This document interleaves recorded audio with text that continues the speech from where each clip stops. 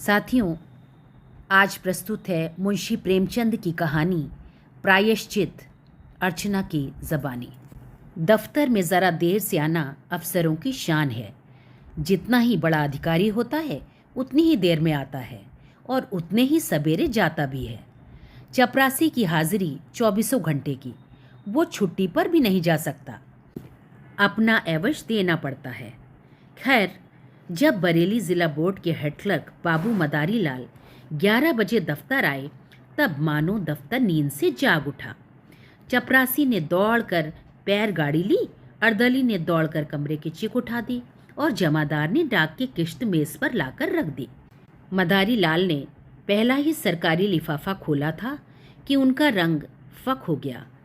वे कई मिनट तक आश्चर्यान्वित हालत में खड़े रहे, मानो सारी ज्ञानेंद्रियां शिथिल हो गई हों। उन पर बड़े बड़े आघात हो चुके थे, पर इतने बदहवास वे कभी न हुए थे।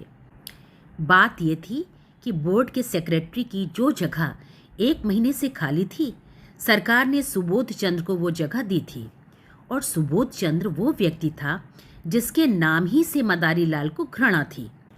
वो सुबोध चंद्र जो उनका सहपाठी था, जिसे जग देने को उन्होंने कितनी ही चेष्टा की पर कभी सफल न हुए थे, वही सुबोध आज उनका अफसर होकर आ रहा था। सुबोध की इधर कई सालों से कोई खबर न थी। इतना मालूम था कि वो फौज में भर्ती हो गया था। मदारी लाल ने समझा वही मर गया होगा, पर आज वो मानो जी उठा और सेक्रेटरी होकर आ रहा था। मदारी लाल को उसकी मातहती में काम करना पड़ेगा। इस अपमान से तो मर जाना कहीं अच्छा था। सुबोध को स्कूल और कॉलेज की सारी बातें अवश्य ही याद होंगी। मदारी लाल ने उसे कॉलेज से निकलवा देने के लिए कई बार मंत्र चलाए, झूठे आरोप किए, बदनाम किया। क्या सुबोध सब कुछ भूल गया होगा? नहीं, कभी नहीं। वो आते ही पुरानी कसर निकालेगा। मदारी बाबू को अपनी प्राण रक्षा का कोई उपाय न सोचता था। मदारी और सुबोध के ग्रहों में ही विरोध था। दोनों एक ही दिन एक ही शाला में भर्ती हुए थे और पहले ही दिन से दिल में ईर्ष्या और द्वेष की वो चिंगारी पड़ गई थी जो आज 20 वर्ष बीतने पर भी ना बुझी थी। सुबोध का अपराध यही था कि वो मदारी लाल से हर एक बात में बढ़ा हुआ था। डील डॉल, रंग रूप, प्रीत व्यवहार, विद्या बुद्धि, ये सारे मैदान उसके हाथ थे। मदारी लाल ने उसका ये अपराध कभी क्षमा नहीं किया। सुबोध 20 वर्ष तक निरंतर उनके हृदय का कांटा बना रहा। जब सुबोध डिग्री लेकर अपने घर चला गया और मदारी फेल होकर इस दफ्तर में नौकर हो गए, तब उनका चित्त शांत हुआ। किंतु जब ये मालूम हुआ कि सुबोध बसरे जा रहा है, जब तो मदारी लाल का चेहरा खिल उठा। उनके दिल से वो पुरानी फांस निकल गई। पर हा हतभाग्य, आज वो पुराना नासूर शतगुण टीस और जलन के साथ खुल गया। आज उनकी किस्मत सुबोध के हाथ में थी। ईश्वर इतना अन्यायी है, विधि इतना कठोर। जब जरा चित्त शांत हुआ, तब मदारी ने दफ्तर के क्लर्कों को सरकारी हुक्म सुनाते हुए कहा, अब आप लोग जरा हाथ पांव संभाल कर रहिएगा। सुबोध चंद्र वे आदमी नहीं हैं जो भूलों को क्षमा कर दें। एक क्लर्क ने पूछा, क्या बहुत सख्त हैं? मदारी लाल ने मुस्कुराकर कहा, वो तो आप लोगों को 2-4 दिन में ही मालूम हो जाएगा। मैं अपने मुंह से किसी की क्या शिकायत करूं? बस चेतावनी दे दी, जरा हाथ पांव संभाल कर रहिएगा। आदमी योग्य है, पर बड़ा ही क्रोधी, बड़ा दंभी। गुस्सा तो उसकी नाक पर रहता है।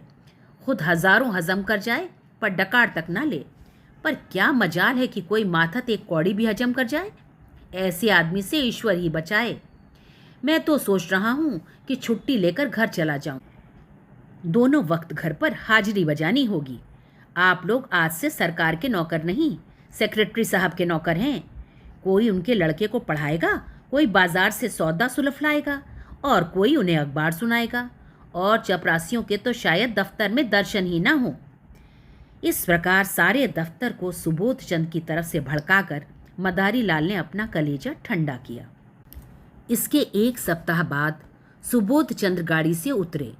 तब स्टेशन पर दफ्तर के सब कर्मचारियों को हाजिर पाया। सब उनका स्वागत करने आए थे। मदारी लाल को देखते ही सुबोध लपक कर उनके गले से लिपट गए और बोले, तुम खूब मिले भाई, यहाँ कैसे आए? ओ, आज एक युग के बाद भेंट हुई। मदारी लाल बोले, यहाँ जिला बोर्ड के दफ्तर में हेड क्लर्क हूँ। आप तो कुशल से हैं? सुबोध, अजी मेरी न पूछो, बसरा, फ्रांस, मिस्र और न जाने कहाँ कहाँ मारा मारा फिरा। तुम दफ्तर में हो, ये बहुत ही अच्छा हुआ। मेरी तो समझ में ना आता था कि कैसे काम चलेगा। मैं तो बिल्कुल कोरा हूँ, मगर जहाँ जाता हूँ मेरा सौभाग्य ही मेरे साथ जाता है। बसरे में सभी अफसर खुश थे, फ्रांस में भी खूब चैन किए। 2 साल में कोई 25,000 रुपये बना लाया और सब उड़ा दिया। वहाँ से आकर कुछ दिनों को ऑपरेशन दफ्तर में मटर गश्त करता रहा। यहाँ आया तब तुम मिल गए। ये लोग कौन हैं? मदारी लाल के हृदय में बछिया सी चल रही थी। दुष्ट 25,000 रुपये बसरे में कमा लाया, यहाँ कलम घिसते घिसते मर गए और 500 भी न जमा कर सके। बोले, कर्मचारी हैं, सलाम करने आए हैं। सुबोध ने उन सब लोगों से बारी बारी से हाथ मिलाया और बोला, आप लोगों ने व्यर्थ यह कष्ट किया, बहुत आभारी हूँ। मुझे आशा है आप सब सज्जनों को मुझसे कोई शिकायत ना होगी। मुझे अपना अफसर नहीं, अपना भाई समझिए। आप सब लोग मिलकर इस तरह काम कीजिए कि बोर्ड की नेकनामी हो और मैं भी सुखी रहूं। आपके हेड क्लर्क साहब तो मेरे पुराने मित्र और लंगोटिया यार हैं। एक वाक चतुर क्लर्क ने कहा, हम सब हुजूर के ताबेदार हैं, यथाशक्ति आपको असंतुष्ट न करेंगे, लेकिन आदमी ही हैं, अगर कोई भूल हो भी जाए तो हुजूर उसे क्षमा करेंगे। सुबोध ने नम्रता से कहा, यही मेरा सिद्धांत है और हमेशा से यही सिद्धांत रहा है। जहाँ रहा माथतों से मित्रों का सा बर्ताव किया। हम और आप दोनों ही किसी तीसरे के गुलाम हैं। फिर रौब कैसा और अफसरी कैसी? हाँ, हमें नेक नियत के साथ अपना कर्तव्य पालन करना चाहिए। जब सुबोध से विदा होकर कर्मचारी लोग चले तब आपस में बातें होने लगी। आदमी तो अच्छा मालूम होता है। हेड क्लर्क के कहने से तो ऐसा मालूम होता था कि सबको कच्चा ही खा जाएगा। पहले सभी ऐसे ही बातें करते हैं, ये दिखाने के दांत हैं। सुबोध को आए 1 महीना गुजर गया। बोर्ड के क्लर्क, अर्दली, चपरासी सभी उसके बर्ताव से खुश हैं। वो इतना प्रसन्नचित्त है, इतना नम्र है कि जो उससे एक बार मिला सदैव के लिए उसका मित्र हो जाता है। कठोर शब्द तो उनकी जबान पर आता ही नहीं, इनकार को भी वापरी नहीं होने देता, लेकिन द्वेष की आंखों में गुण और भी भयंकर हो जाता है। सुबोध के ये सारे सद्गुण मदारी लाल की आंखों में खटकते रहते हैं। उसके विरुद्ध कोई ना कोई गुप्त षड्यंत्र रचते ही रहते हैं। पहले कर्मचारियों को भड़काना चाहा, सफल न हुए। बोर्ड के मेंबरों को भड़काना चाहा, मुंह की खाई। ठेकेदारों को उभारने का बीड़ा उठाया, लज्जित होना पड़ा। वे चाहते थे कि भुस में आग लगाकर दूर से तमाशा देखें। सुबोध से यूं हंसकर मिलते, यूं चिकनी चुपड़ी बातें करते मानो उसके सच्चे मित्र हैं, पर घात में लगे रहते। सुबोध में सब गुण थे, पर आदमी पहचानना न जानते थे। वे मदारी लाल को अब भी अपना दोस्त समझते हैं। एक दिन मदारी लाल सेक्रेटरी साहब के कमरे में गए, तब कुर्सी खाली देखी। वे किसी काम से बाहर चले गए थे। उनकी मेज़ पर 5,000 के नोट पुलिंदों में बंधे हुए रखे थे। बोर्ड के मदरसों के लिए कुछ लकड़ी के सामान बनवाए गए थे, उसी के दाम थे। ठेकेदार वसूली के लिए बुलाया गया था। आज ही सेक्रेटरी साहब ने चेक भेजकर खजाने से रुपए मंगवाए थे। मदारी लाल ने बरामदे में झांक कर देखा, सुबोध का कहीं पता नहीं। उनकी नियत बदल गई। ईर्ष्या में लोभ का सम्मिश्रण हो गया।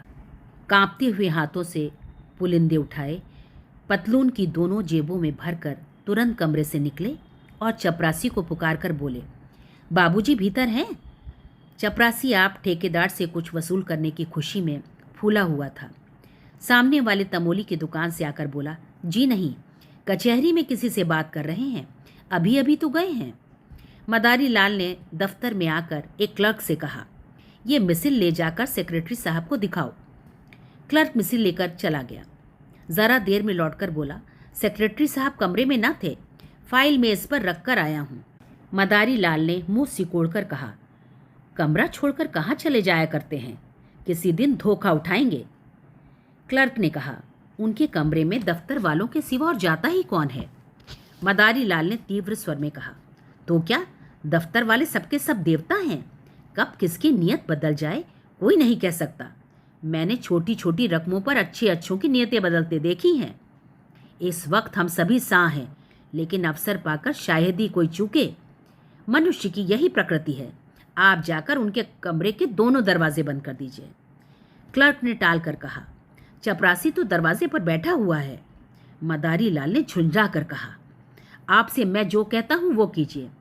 कहने लगे, चपरासी बैठा हुआ है? चपरासी कोई ऋषि है, मुनि है? चपरासी ही कुछ उड़ा दे तो आप उसका क्या कर लेंगे? जमानत भी है तो 300 की। यहाँ एक एक कागज लाखों का है। ये कहकर मदारी लाल खुद उठे और दफ्तर के द्वार दोनों तरफ से बंद कर दिए। जब चित्त शांत हुआ तब नोटों के पुलिंदे जेब से निकालकर एक अलमारी में कागजों के नीचे छिपाकर रख दिए। फिर आकर अपने काम में व्यस्त हो गए। सुबोध चंद्र कोई घंटे भर में लौटे। तब उनके कमरे का द्वार बंद था। दफ्तर में आकर मुस्कुराते हुए बोले, मेरा कमरा किसने बंद कर दिया? भाई, क्या मेरी बेदखली हो गई? मदारी लाल ने खड़े होकर मृदु तिरस्कार दिखाते हुए कहा, साहब, गुस्ताखी माफ हो।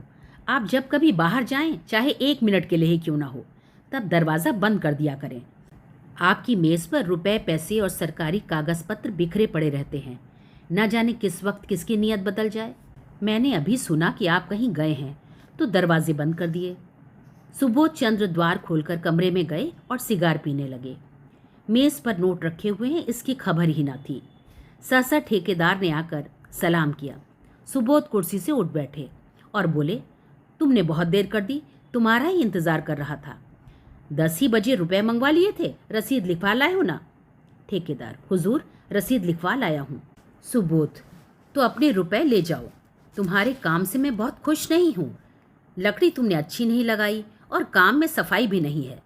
अगर ऐसा काम फिर करोगे तो ठेकेदारों के रजिस्टर से तुम्हारा नाम निकाल दिया जाएगा। ये कहकर सुबोध ने मेज़ पर निगाह डाली। तब नोटों के पुलिंदे न थे। सोचा शायद किसी फाइल के नीचे दब गए हों। कुर्सी के समीप के सब कागज़ उलट पुलट डाले, मगर नोटों का कहीं पता नहीं। ये नोट कहाँ गए? अभी तो यही मैंने रख दिए थे, जा कहाँ सकते हैं? फिर फाइलों को उलटने पुलटने लगे। दिल में ज़रा ज़रा धड़कन होने लगी।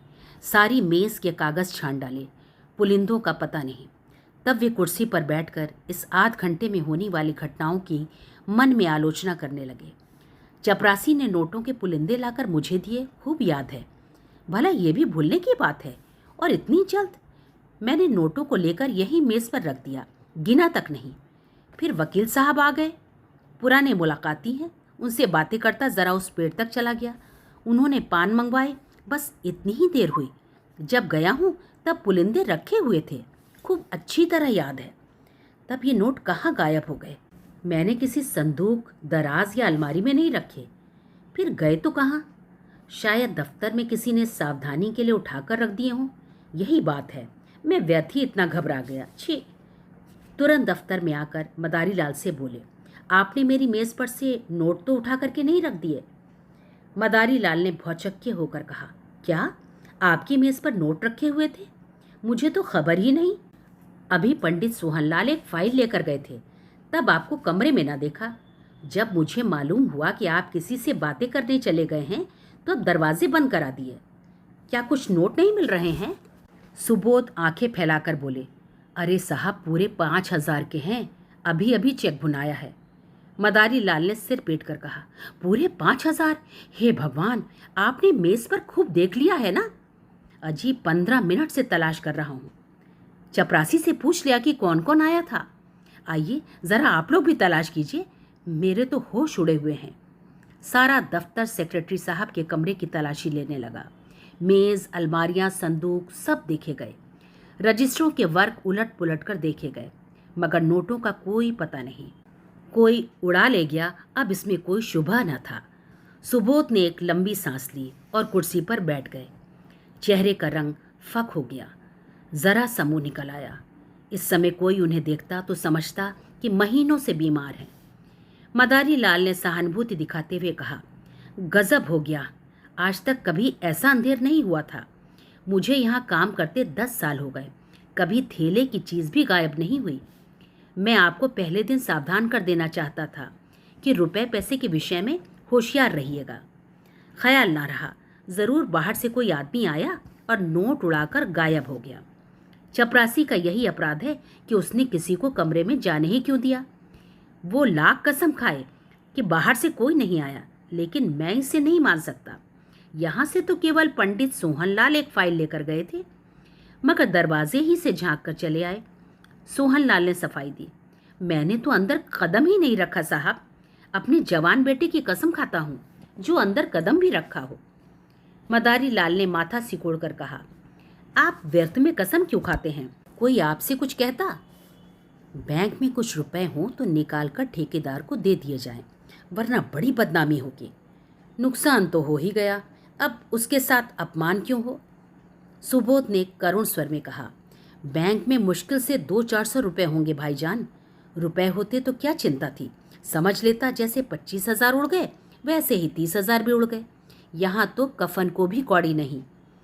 उसी रात को सुबोध चंद्र ने आत्महत्या कर ली। इतने रुपयों का प्रबंध करना उनके लिए कठिन था। मृत्यु के पर्दे के सिवा उन्हें अपनी वेदना, अपनी विवशता को छिपाने की और कोई आड़ न थी। दूसरे दिन प्रातः चपरासी ने मदारी लाल के घर पहुंचकर आवाज दी।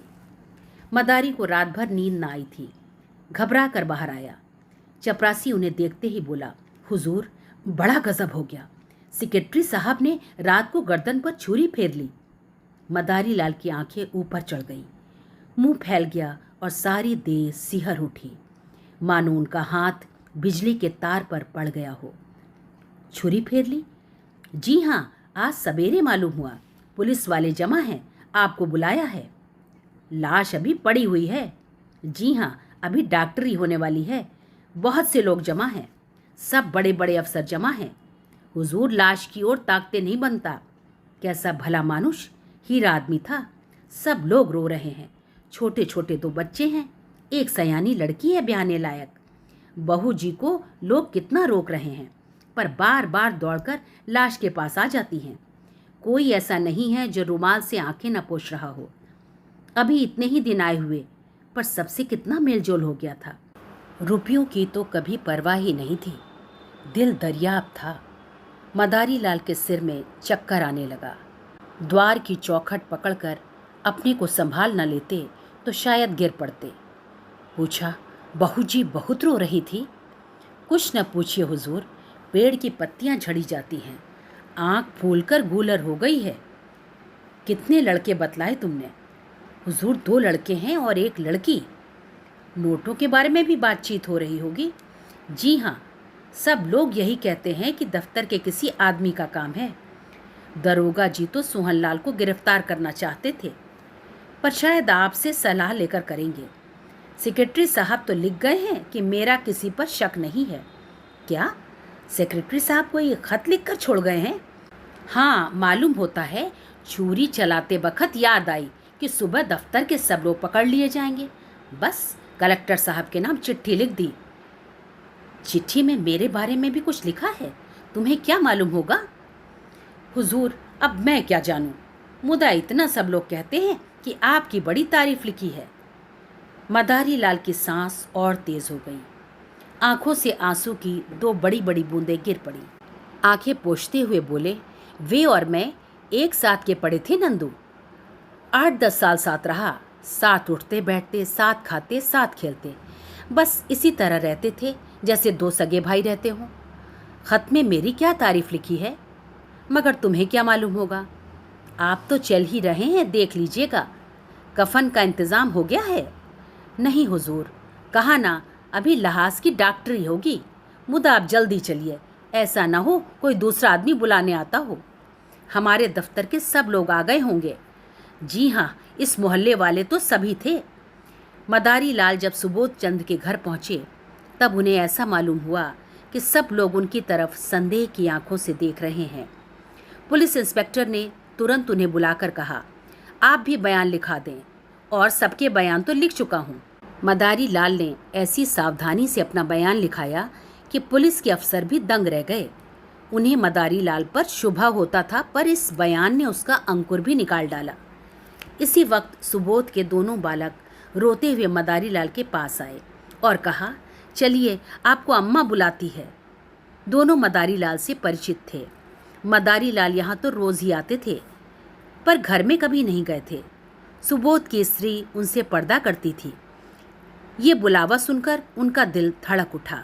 कहीं इसका मुझ पर शुभा न हो, कहीं सुबोध ने मेरे विषय में कोई संदेह न प्रकट किया हो। कुछ झिझकते और कुछ डरते हुए भीतर गए। तब विधवा का करुण विलाप सुनकर कलेजा कांप उठा। इन्हें देखते ही उस अबला के आंसुओं का कोई दूसरा स्रोत खुल गया और लड़की तो दौड़कर उनके पैरों में लिपट गई। दोनों लड़कों ने भी घेर लिया। मदारी लाल को उन तीनों की आंखों में ऐसी अथाह वेदना, ऐसी विदारक याचना भरी हुई मालूम हुई कि वो उनकी ओर देख न सके। उनकी आत्मा उन्हें धिक्कारने लगी। जिन बेचारों को उन पर इतना विश्वास, इतना भरोसा, इतनी आत्मीयता, इतना स्नेह था, उन्हीं की गर्दन पर उन्होंने छुरी फेरी। उन्हीं के हाथों ये भरा पूरा परिवार धूल में मिल गया। इन असहायों का अब क्या हाल होगा? लड़की का विवाह करना है, कौन करेगा? बच्चों के लालन पालन का भार कौन उठाएगा?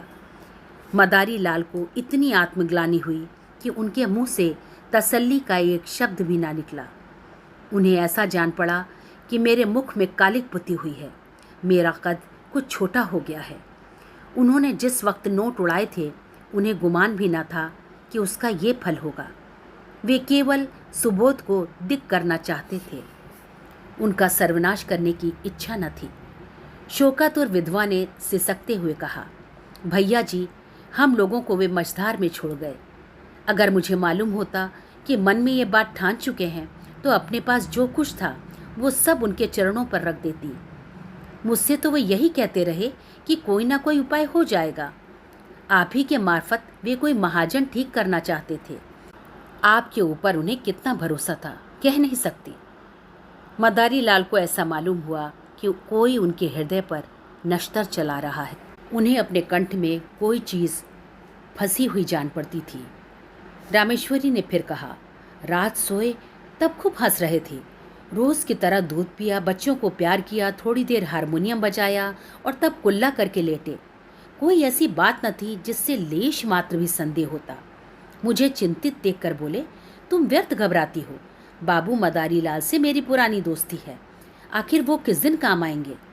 मेरे साथ के खेले हुए हैं, इस नगर में उनका सबसे परिचय है, रुपयों का प्रबंध आसानी से हो जाएगा। फिर न जाने कब मन में ये बात समाई। मैं नसीबो जली ऐसी सोई कि रात को मिनकी तक नहीं। क्या जानती थी कि वे अपनी जान पर खेल जाएंगे। मदारी लाल को सारा विश्व आंखों में तैरता हुआ मालूम हुआ। उन्होंने बहुत जब्त किया, मगर आंसुओं के प्रभाव को न रोक सके। रामेश्वरी ने आंखें पोंछकर फिर कहा, भैया जी, जो कुछ होना था वो तो हो चुका, लेकिन आप उस दुष्ट का पता ज़रूर लगाइए जिसने हमारा सर्वनाश कर लिया है। ये दफ्तर ही के किसी आदमी का काम है। वे तो देवता थे, मुझसे यही कहते रहे कि मेरा किसी पर संदेह नहीं, पर है ये किसी दफ्तर वाले का ही काम। आपसे केवल इतनी विनती करती हूँ कि उस पापी को बचकर न जाने दीजिएगा। पुलिस वाले शायद कुछ रिश्वत लेकर उसे छोड़ दें। आपको देखकर उनका ये हौसला न होगा। अब हमारे सिर पर आपके सिवा कौन है? किससे अपना दुख कहें? लाश की ये दुर्गति होनी भी लिखी थी। मदारी लाल के मन में एक बार ऐसा उबाल उठा कि सब कुछ खोल दे, साफ कह दे, मैं ही वो दुष्ट, वो अधम, वो पामर हूँ। विधवा के पैरों पर गिर पड़े और कहे, वो छुरी इस हत्यारे की गर्दन पर फेर दो। पर जबान न खुली। इसी दशा में बैठे बैठे उनके सिर में ऐसा चक्कर आया कि वे जमीन पर गिर पड़े। तीसरे पहर लाश की परीक्षा समाप्त हुई। अर्थी जलाशय की ओर चली। सारा दफ्तर, सारे हुक्काम और हजारों आदमी साथ थे। दाह संस्कार लड़कों को करना चाहिए था, पर लड़के नाबालिग थे, इसलिए विधवा चलने को तैयार हो रही थी कि मदारी लाल ने जाकर कहा, बहू जी, ये संस्कार मुझे करने दो। तुम क्रिया पर बैठ जाओगी तो बच्चों को कौन संभालेगा? सुबोध मेरे भाई थे, जिंदगी में उनके साथ कुछ सुलूक न कर सका। अब जिंदगी के बाद मुझे दोस्ती का कुछ हक अदा कर लेने दो। आखिर मेरा भी तो उन पर कुछ हक था। रामेश्वरी ने रोकर कहा, आपको भगवान ने बड़ा उदार हृदय दिया है भैया जी, नहीं तो मरने पर कौन किसको पूछता है। दफ्तर के लोग जो आधी आधी रात तक हाथ बांधे खड़े रहते थे, झूठे भी पूछने ना आए कि जरा ढांढस होता। मदारी लाल ने दाह संस्कार किया। 13 दिन तक क्रिया पर बैठे रहे। 13वें दिन पिंडदान हुआ। ब्राह्मणों ने भोजन किया, भिखारियों को अन्नदान दिया गया, मित्रों की दावत हुई और ये सब कुछ मदारी लाल ने अपने खर्च से किया। रामेश्वरी ने बहुत कहा कि आपने जितना किया उतना ही बहुत है, अब मैं आपको और जेरबार नहीं करना चाहती। दोस्ती का हक इससे ज़्यादा और कोई क्या अदा करेगा। मगर मदारी लाल ने एक न सुनी। सारे शहर में उनके यश की धूम मच गई। मित्र हो तो ऐसा हो। 16वें दिन विधवा ने मदारी लाल से कहा, भैया जी, आपने हमारे साथ जो उपकार और अनुग्रह किए हैं उनसे हम मरते दम तक ऋणी नहीं हो सकते। आपने हमारी पीठ पर हाथ न रखा होता तो न जाने हमारी क्या गति होती। कहीं रुक की भी छां तो नहीं थी। अब हमें घर जाने दीजिए। वहाँ देहात में खर्च भी कम होगा और कुछ खेती बाड़ी का सिलसिला भी कर लूँगी। किसी न किसी तरह विपत्ति के दिन कट ही जाएंगे। इसी तरह हमारे ऊपर दया रखिएगा। मदारी लाल ने पूछा, घर पर कितनी जायदाद है? रामेश्वरी, जायदाद क्या है, एक कच्चा मकान है और 10-12 बीघे की काश्तकारी है। पक्का मकान बनवाना शुरू किया था मगर रुपए पूरे न पड़े, अभी अधूरा पड़ा हुआ है। 10-12 हज़ार खर्च हो गए और अभी छत पड़ने की नौबत नहीं आई। मदारी लाल, कुछ रुपए बैंक में जमा है या बस खेती का ही सहारा है? विधवा, जमा तो एक पाई भी नहीं है भैया जी, उनके हाथ में रुपए रहने ही नहीं पाते थे, बस वही खेती का सहारा है। मदारी लाल, तो उन खेतों में इतनी पैदावार हो जाएगी कि लगान भी अदा हो जाए और तुम लोगों का गुजर बसर भी हो। रामेश्वरी, और कर ही क्या सकते हैं भैया जी, किसी न किसी तरह जिंदगी तो काटनी ही है। बच्चे न होते तो मैं जहर खा लेती। मदारी लाल, और अभी बेटी का विवाह भी तो करना है। विधवा, उसके विवाह की अब कोई चिंता नहीं। किसानों में ऐसे बहुत से मिल जाएंगे जो बिना लिए दिए विवाह कर लेंगे। मदारी लाल ने एक क्षण सोचकर कहा, अगर मैं कुछ सलाह दूं तो उसे मानेंगी आप? रामेश्वरी, भैया जी, आपकी सलाह न मानूंगी तो किसकी सलाह मानूंगी, और दूसरा है ही कौन? मदारी लाल, तो आप अपने घर जाने के बदले मेरे घर चलिए। जैसे मेरे बाल बच्चे रहेंगे वैसे ही आपके भी रहेंगे। आपको कष्ट ना होगा। ईश्वर ने चाहा तो कन्या का विवाह भी किसी अच्छे कुल में हो जाएगा। विधवा की आंखें सजल हो गईं।